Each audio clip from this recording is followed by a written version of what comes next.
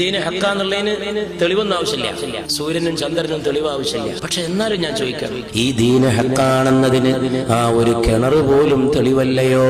ഉറവറ്റാത്ത കിണർ, അത്ഭുതകരമായ വെള്ളം, രുചികരമായ വെള്ളം, സംസം.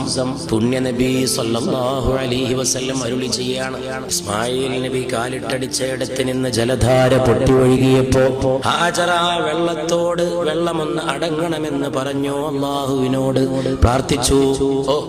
ഹാജറ അങ്ങനെ ചെയ്തിട്ടില്ലായിരുന്നെങ്കിൽ സംസം ഒരു വലിയ തടാകം പോലെ, അരുവി പോലെ ഒഴുകുമായിരുന്നുവെന്ന് പരിശുദ്ധ റസൂൽ സല്ലല്ലാഹു അലൈഹി വസല്ലം. വെള്ളം കെട്ട് പൊട്ടി ഒഴുകിയപ്പോ, കുഞ്ഞിന്റെ കാലിന്ന് കെട്ട് വലിയ ജലധാര വന്നപ്പോ, വെള്ളം വർദ്ധിച്ചു വല്ലതൊന്നായപ്പോ ഇനി മതി എന്ന് ഹാജറ ബീബി പറഞ്ഞു അലൈഹിസ്സലാത്തു വസ്സലാം. ഹാജറ ഓടി സഫാ കുന്നിൽ നിന്ന് മറുവാ കുന്നിലേക്ക്. അതിനെ അനുസ്മരിച്ചുകൊണ്ട് ലോകത്തിലെ കോടാനുകോടി ഓടണം. കോടാനുകോടി ഓടിക്കഴിഞ്ഞു, ഇനി കോടാനുകോടി ഓടണം ഖിയാമത്തിന് മുമ്പ്. ആ കോടാനുകോടി ഒരു സ്ത്രീയെ പിൻപറ്റിയിട്ടാണ് ഓടുന്നത് എന്നുള്ളത് ലോക ചരിത്രത്തിലെ മഹാസംഭവമല്ലേ? ഒരു സ്ത്രീ ഓടിയതിന്റെ ഓർമ്മ പുതുക്കൽ. സഫാ കുന്നിൽ നിന്ന് മറുവാ കുന്നിലേക്ക്